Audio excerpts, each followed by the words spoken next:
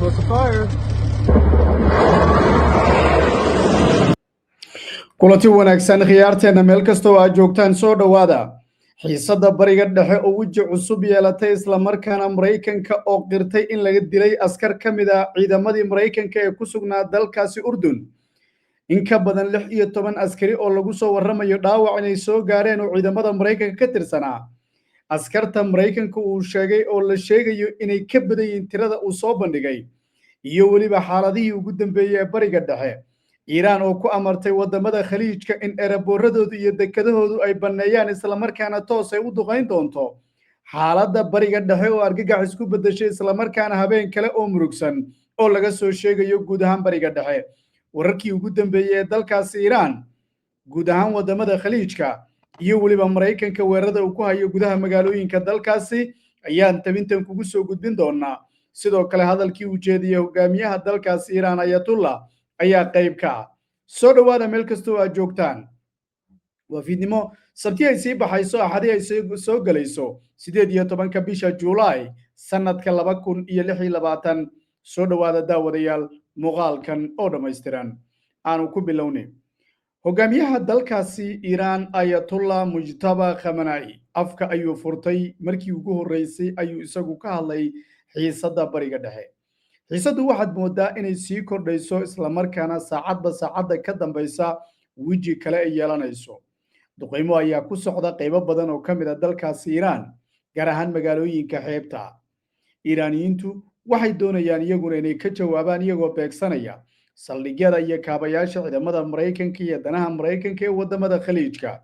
lagu daray wadankaasi Urdun oo weerar xoogan ay ka dhaceen saacadihii la soo dhaafay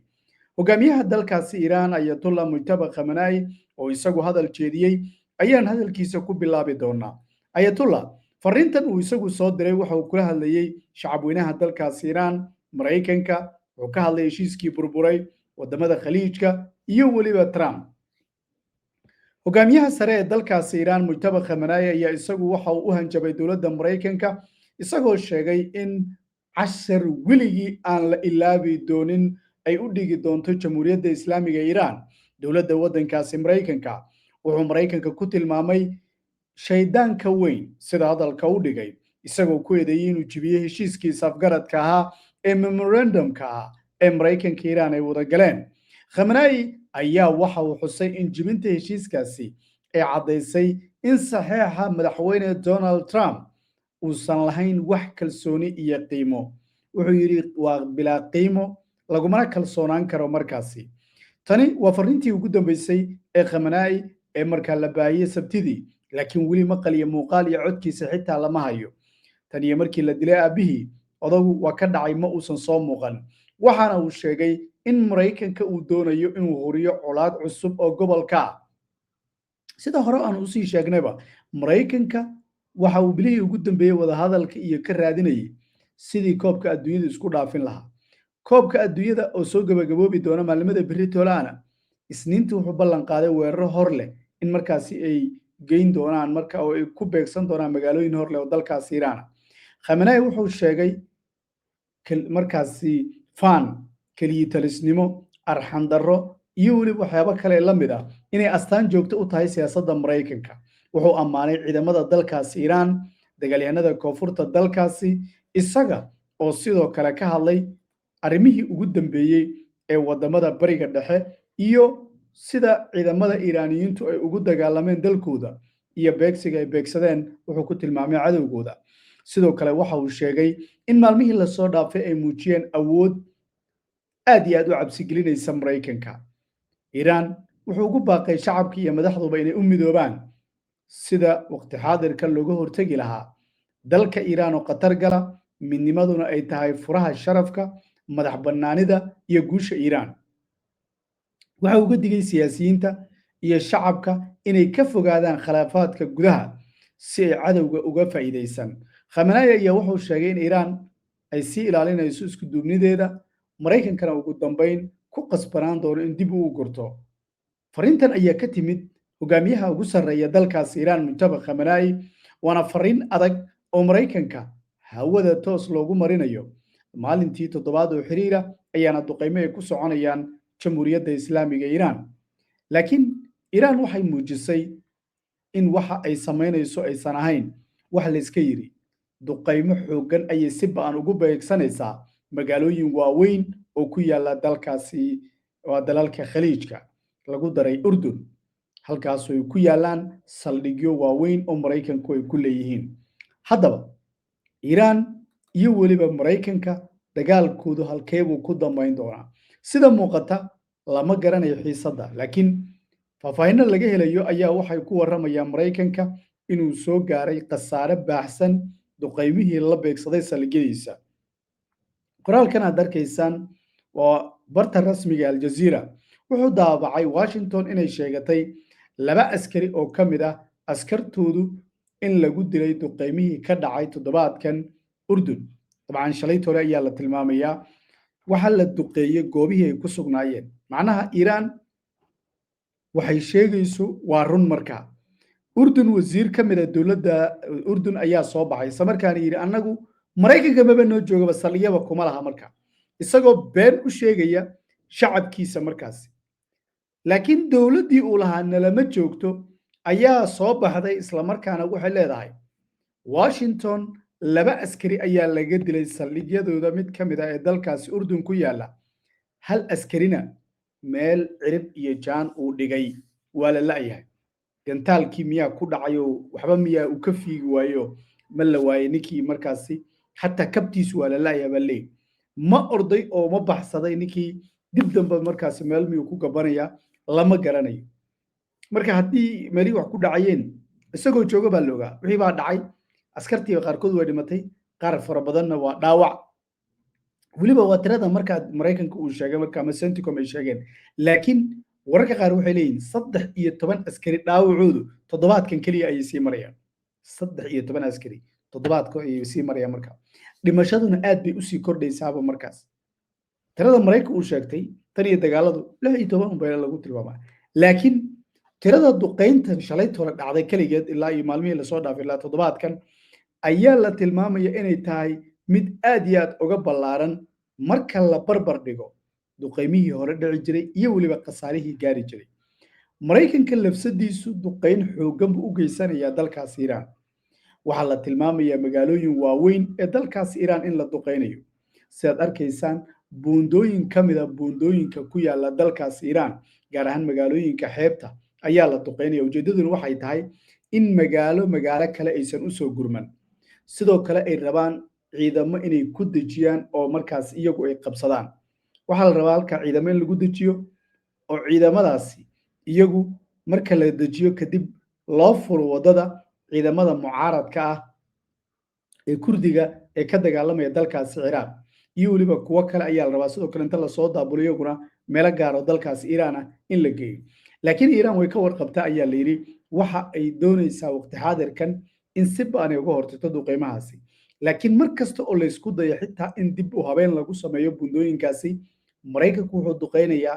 shaqaalaha iyo waliba markaasi qolyaha dhisaya waayo hawada dalka Iiraan diyaarado fara badan ayaa ku jira oo toos iyagu la soconaya markaasi haddaba duqeymaha Iiraan ku soconaya lafsadoodu Iiraan kama reebin in jawaab culus ay ka bixiso markaasi wadamo dhowr oo ku yaala dalalka khaliijka ayaa aad loo beegsanaya waliba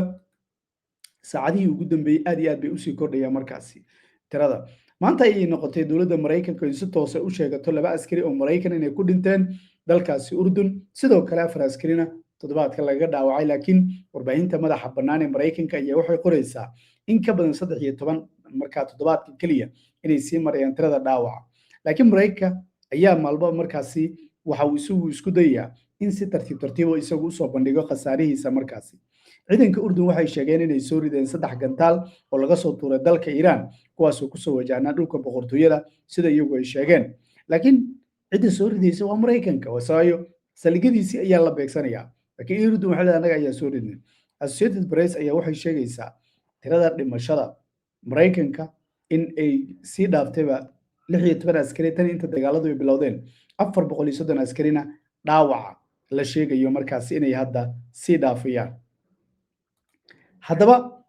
warbaahinta dalka Iiraan war culus bay soo saaraysaa waxaanay leedahay waxaan diyaar u nahay markan inaanu beegsano wadamada khaliijka goobahooda muhiimka ninkan aad arkaysaan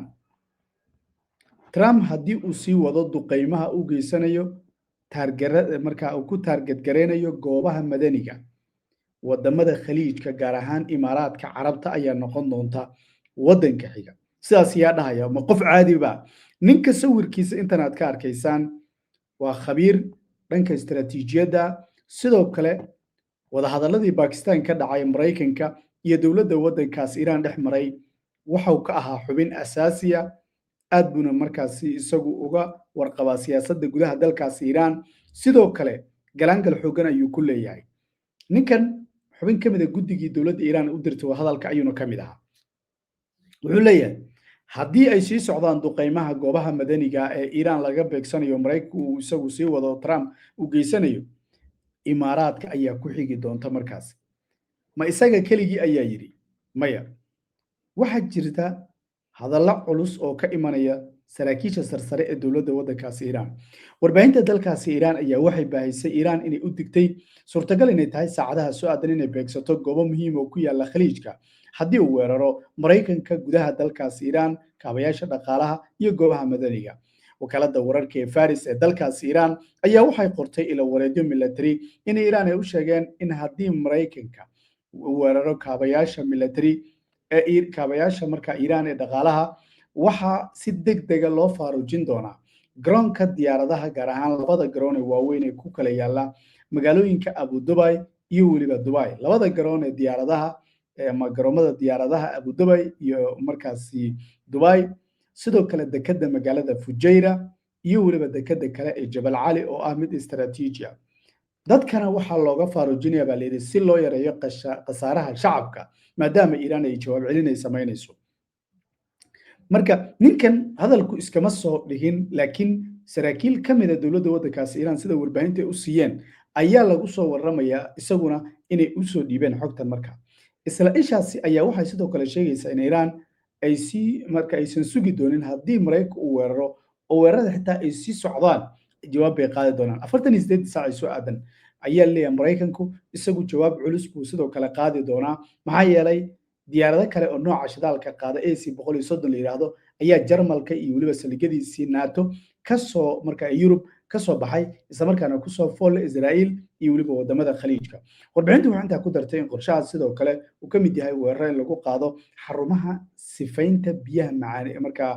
macaaniinta biyaha waayo wadamada khaliijka waxaad ogtiin biyahoodu inay ku xiran yihiin biyaha la cabo marka warshado sifeeya marka dhammaan xarumaha korontada kuwa biyaha macaaneeya ee dalka Kuwait kuwa biyaha macaaneeya dalkaas Imaaraadka iyo waliba khaliijka sidoo kale Iran waxay adeegsan doontaa gantaalo balastiga oo dhaxdhaxaad ah oo aad u huban bay leeyahay marka warbaahinta dalkaas Iran sidoo kale waxay wiiqday difaacyadii dalkaas Mareykanka ay yiraahdeen oo maalmihii ugu dambeeyay sababta ay u tuureysay waxa leeyahay inay difaacyada daaliyaan ay doonayeen marka sidoo kale inta badan saldhigyada Mareykanka Urdun waxaa soo gaaray burbur baahsan sida warbaahinta Iran ay ku waramayso qaar badan oo kamid ah waa la beegsaday waxaana la tilmaamayaa waqti xaadirka Mareykanka isagu lafsadiisa inuu u diyaar garoobayo weerar xoogan oo isagu ku qaado gudaha dalkaas Iran si looga hortago qataraha ku soo fool leh wadamada khaliijka oo Iran ay u soo hanjabayso sidoo kale warbaahinta Media East marka Spectre ama waxay ku waramaysaa iyadoo xiganaysa ila wareedyo Iiraaniyiina in Tehran ay bilowday qorshe ay ku ballaarinayso weeraradeeda markii hore weeraradeenu waxay ahaayeen kuwa difaac ay leeyihiin laakiin hadda waxaan u gudbaynaa weeraro isballaarina oo aan ku beegsan doono qaybo badan oo wadamada khaliijka weerar ayaan u gudbi doonaa markii hore isdifaac ayaan ahayn bay leeyihiin warbaahintu waxay sheegaysaa qorshe hadda dhammaan beegsiga iyo burburinta goobaha kaabayaasha tamarta ee gobolka marka waa haddii Mareykanku uu sii wado weerarada maxaa yeelay buundooyinka la burburiyay waxaa la tilmaamayaa in ka badan 3,000 oo buundo ayaa ku taala Bandar Abbas iyo waliba markaasi magaalooyinka xeebta Iranna waxaa la tilmaamayaa 300,000 oo kun oo buundo ayaa markaa ay ka badan yihiin buundooyinka ku yaala dalka Iran marka Iran waxay rabtaa inta buundooyinkaas oo dhanba aan la burburin inay ka hortagto weerarka markaasi waayo hadda waxaa la sheegay in ka badan 10 buundo ilaa 20 buundo ku dhawaad ayaa laga burburiyay magaalooyinka xeebta magaalada istaraatiijiga ee Bandar Cabbaas ayuuna rabaa kow inuu qabsado iyo weliba jasiiradda Abu Musa, jasiiradda Lark, Chask iyo weliba kuwa kale ee la midka. laakiin Iiraan waxay leedahay soo dhowaada oo soo gala maxaa yeelay halkaasi waxaanu doonaynaa dad aan qabuuro uga dhigno marka. waxaad ogeedeen askartii ku degatay dalkaasi Iiraan ee doonaya ama baadigoobaya askari Maraykana in waqti dheer ay ka qaadatay isla markaana habeen dhan la isku burbursanaya hawada dalkaasi Iiraan oo lahaa Iiraan miyay qaban doontaa askar kale waa la weeraray laba diyaaradood ay sheegeen Iiraan inay ka gubeen Maraykanka markii dambe wuxuu sheegay in isaga iskii u gubay maadaama ay kici waayeen cilad ay ku timid laakiin si kastay ahaataba ma fududa Iiraan in dhul laga qabsado laga haysto markaas sababtoo dhulkeedu waa ballaaran yahay meel kasta oo dalka Iiraan bay gantaalo ka soo tuuri kartaa haddii wadamada khaliijka iyo Israa'iil basaas ay u duqeynayso qaybo ka mid ah dalkeedu haddii laga qabsadana way awoodaa inay duqeyso markaas